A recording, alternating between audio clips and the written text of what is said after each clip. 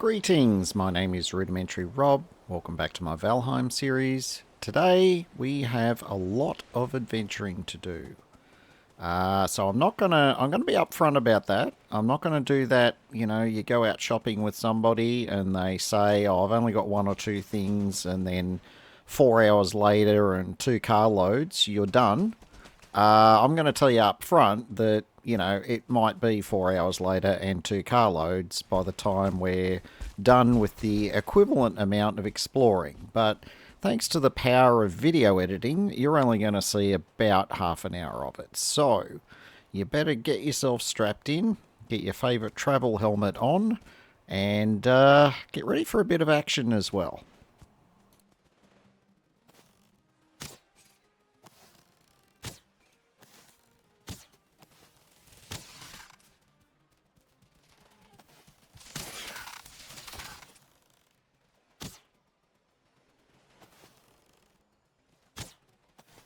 Now, the content for this episode comes in the first, I'm going to say about a third of roughly 2.5 hours worth of recorded footage. There was so much in this, I struggled to get it chopped down to about half an hour. So we are going to have quite our fair share of fast forwards and jump cuts. But it is all going to make quite a bit of sense. Now, the mission today, as part of this session, was to essentially explore this bit of Mistlands north of where Moda is, on that same island. I could see when I went to Moda that there was a bit of mist north of where I had the portal, and just to be a bit thorough, I thought, yep, I'll go up there. There probably won't be much, but look, there might be a mine, there might be some resources. Definitely worth poking my nose in there just to see what's around, given I've got a portal not very far away. So our first lucky find here is what is clearly a infested mine. And don't worry, we will be running that one shortly. We just have our fair share of locals to deal with before we can.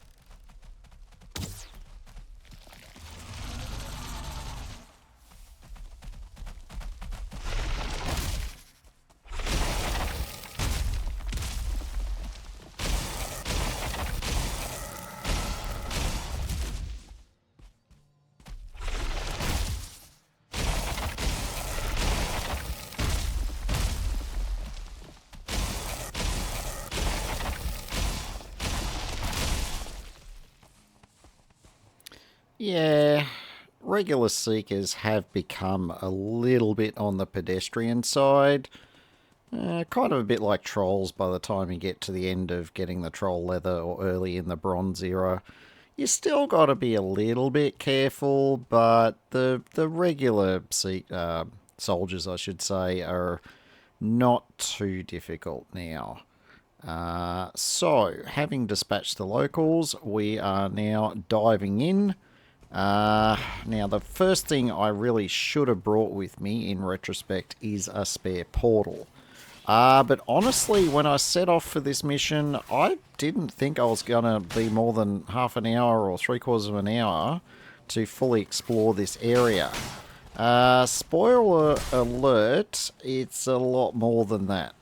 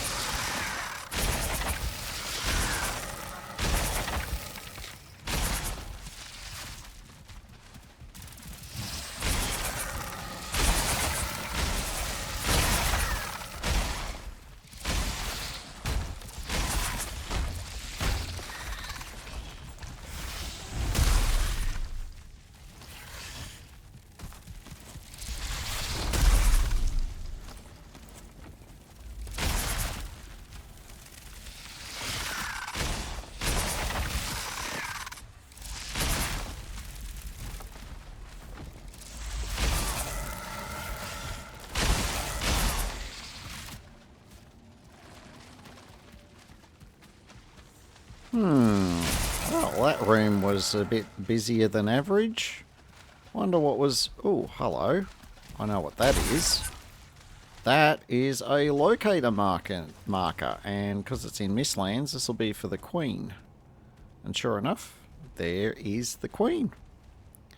All those gazillion miles away over towards the edge of the map.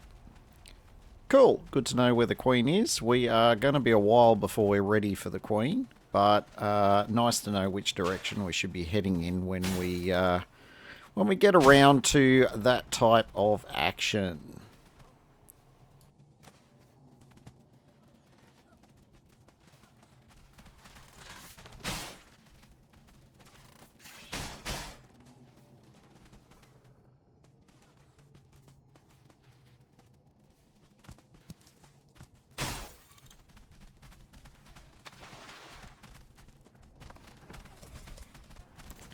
Now, it is worth noting, if you hadn't noticed already, there is the usual sort of weird noises that Seekers make, but there is also a bit of stomp, stomp, stomp going on in this dungeon, which is an indicator that there is at least one soldier. So, yeah.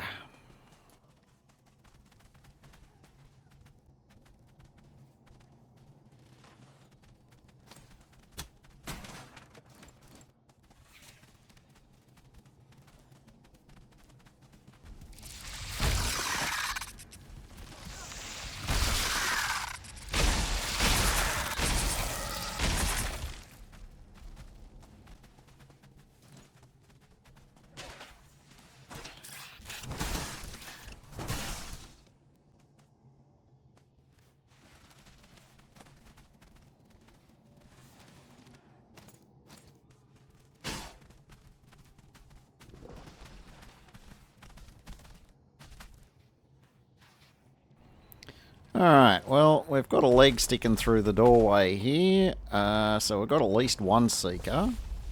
I don't think I can hear any others in there, so hopefully it's just a one at a time deal. So, let's see if we can get this party started. Oh, and just an addendum, I keep saying Seeker when I mean to say Seeker Soldier, but anyway.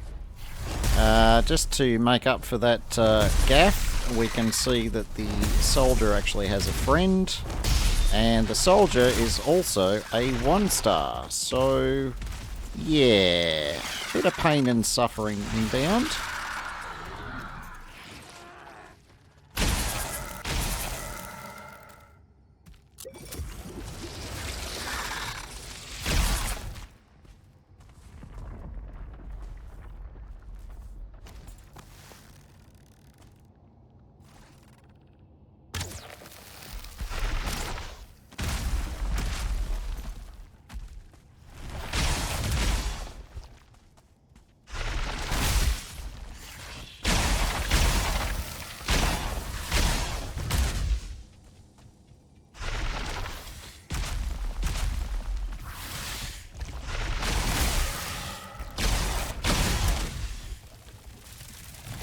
Now, to compound one problem on top of another, because that soldier is basically stuck in that doorway, and as I've covered in much earlier episodes, when you're swinging a weapon that has a horizontal arc, if you are connecting with more than one thing, and in this case I'm connecting with the wall quite a bit, the game kind of splits the damage for the strikes. So in addition to not hitting particularly hard because of the soldier's armor, what little I would normally be hitting him for is being split up between one or both walls. So this is why I got out my Mark II sledge here, because it doesn't care about how many things it hits. It tends to just do full damage whenever it can. Now you'll notice that occasionally it does white damage or grey damage, and sometimes, like then, it does yellow damage.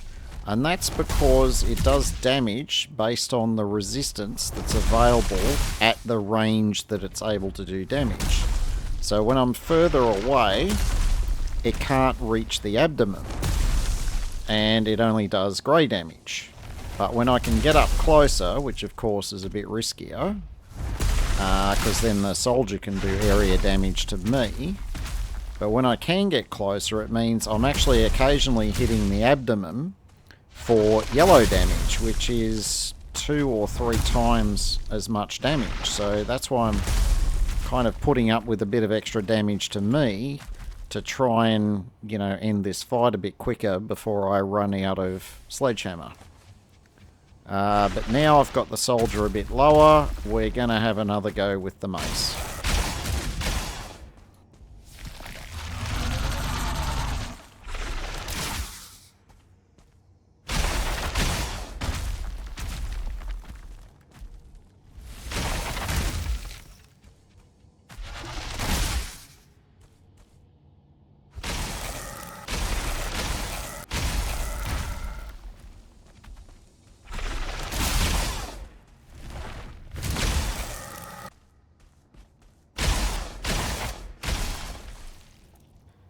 Alright, I did a pretty big chop there. It was just me going back and double checking that I'd cleared everything in that dungeon. Trust me, I did. So that Seeker Soldier was the last mob in the infested dungeon. So I cut all the extra out just to try and shorten the episode a bit. Now we're back out into the world, and we're having a bash at killing wabbits and getting some serious exploring going on.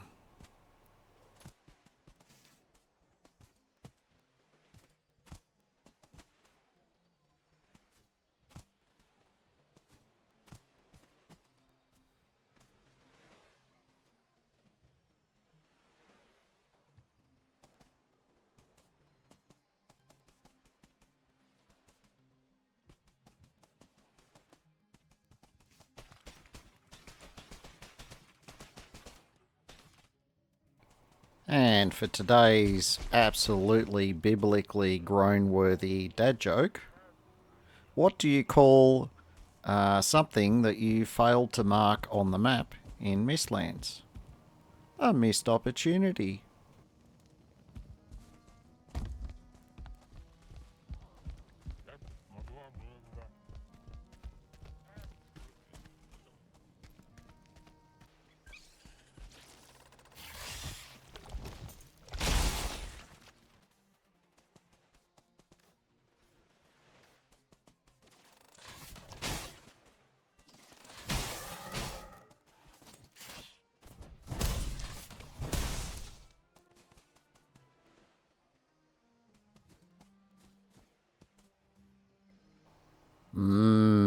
Yummy skull.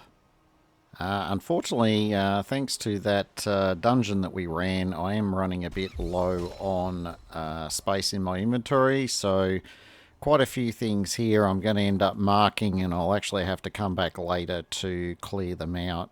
This is the point at which I started regretting not bringing a portal with me.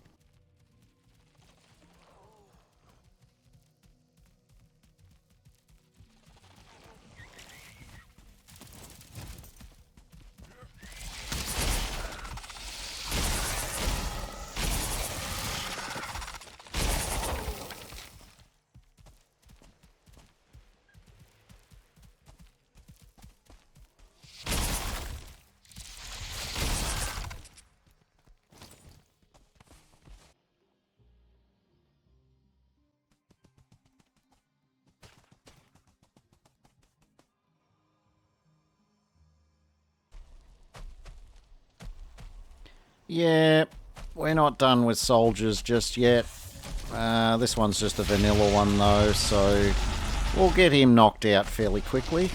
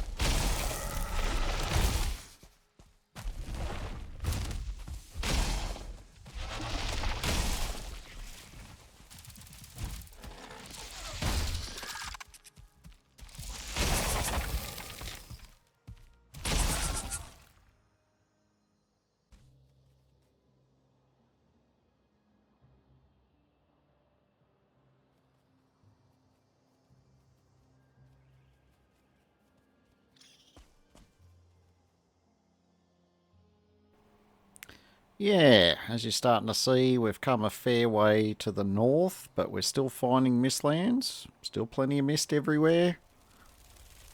And still plenty of seekers everywhere.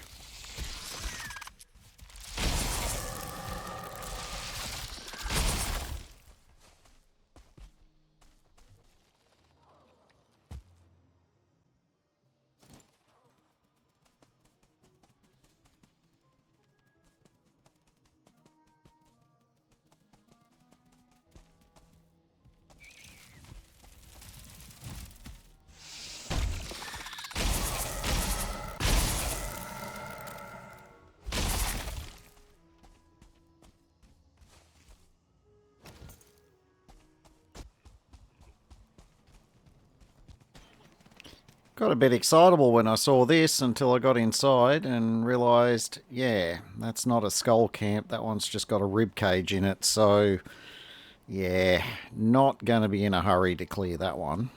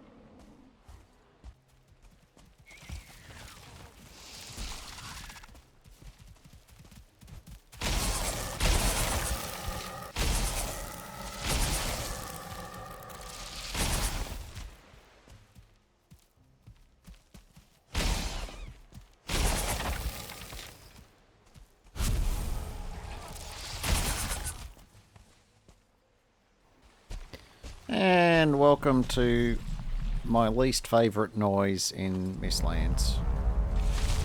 Yep, it's a Jarl. Just a vanilla one.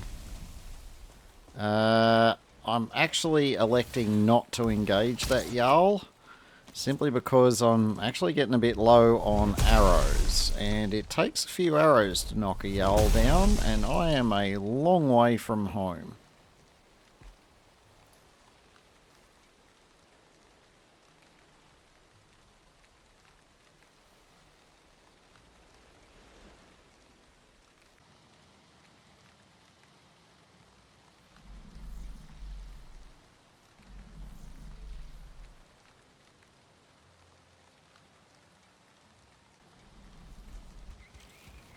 Alright, while fleeing a Jarl, who you can still vaguely hear rumbling in the background, I managed to find myself another infected mine.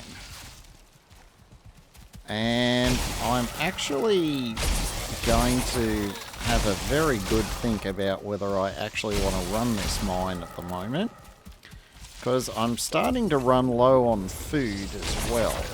And I'm pretty sure right now I've still got enough to get me home, but I don't know that I have a hell of a lot to spare. Certainly not necessarily enough to run a dungeon. So, regrettably, that dungeon's just going to get marked on the map, and I am going to have to come back for that one later.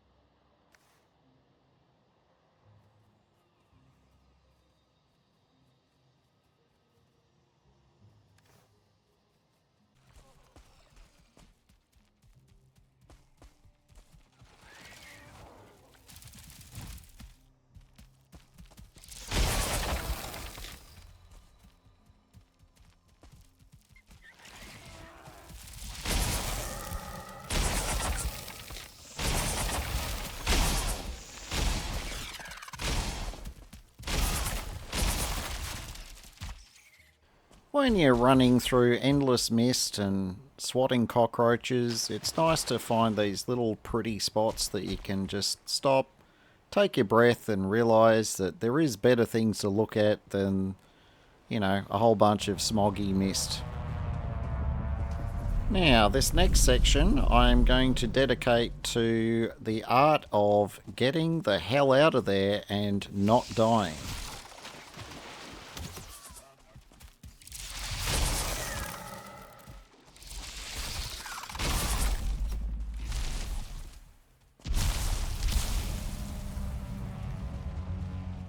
Yep, that's right. We have ourselves a Yull, which once again I'm not really in the mood or necessarily in possession of enough spare arrows to be bothered knocking it out of the sky.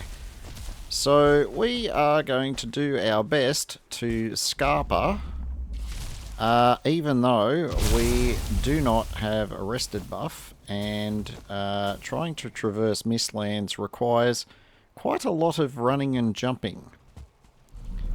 Even though these inflatable angry balloons are not very fast, yeah, they don't have to jump over rocks.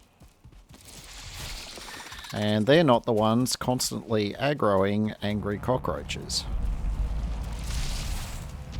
And they're also not the ones that are juggling chess pieces to try and make sure that the cockroaches don't get the advantage, while simultaneously trying not to get burnt to a crisp, because the chest that works great for cockroaches makes me die very, very quickly to a Yull.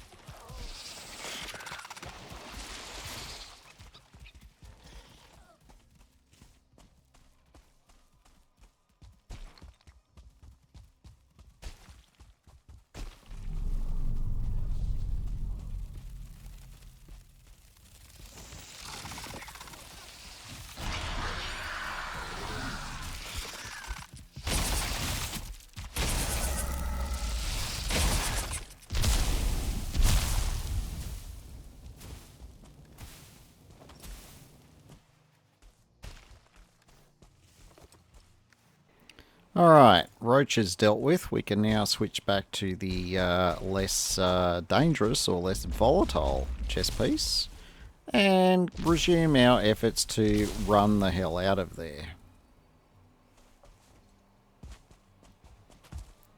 Now, we were successful getting away from that, and I was feeling pretty good about taking a Lox or two on, and then I realised it's a bit more than one or two.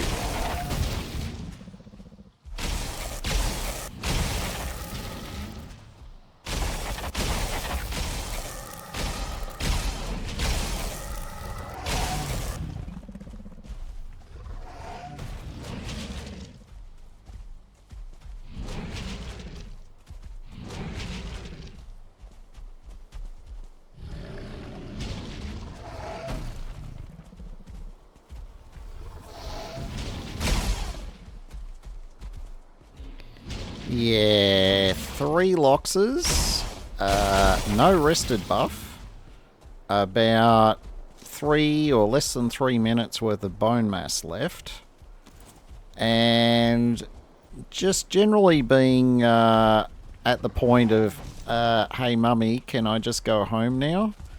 So I elected to take the let's see if we can outrun them approach, which traditionally doesn't work very well with Loxes, but I'm pretty determined to just get the hell out of here in one piece. So let's see how that works out.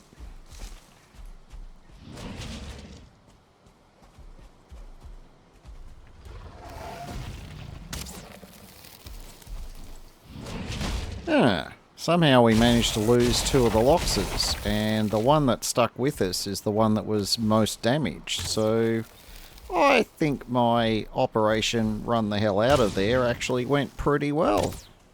I can't promise you'll end up with the same results yourself, but you're welcome to give it a try.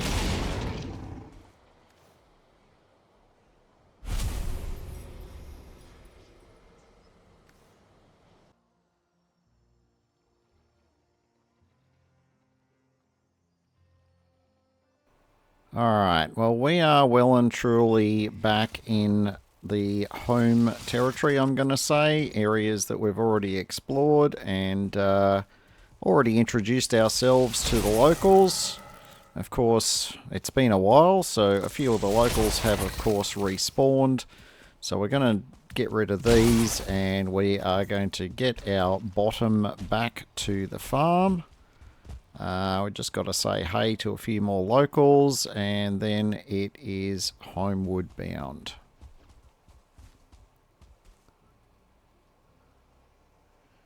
Now, we did find ourselves another Diverger extractor. This right here is actually a really bad example. You shouldn't put 2 on a route that's already depleted. They will refill, but it is going to take a very long time.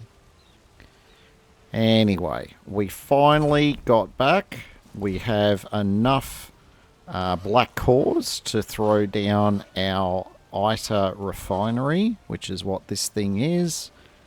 We're going to feed that one some sap and some of the soft tissue.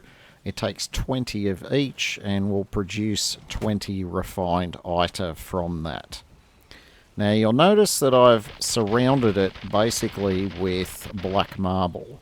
And that's because black marble is immune to the damage that comes out of the little globs of refined ITER that come out. Until you pick up the refined ITER for the first time, those little green globs spit little sparks out. And they don't damage black marble, but they will damage any other structure that they hit. So, yeah, try and shield your base as much as you can. I find encasing them in a black marble little room like that works great. Here we are at the end of the episode. If you've liked what you've seen, don't forget to give me a thumbs up and to subscribe to make sure you don't miss out on any future episodes. In the meantime, my name is Rudimentary Rob. Thank you very much for watching, and have yourself a fantastic day.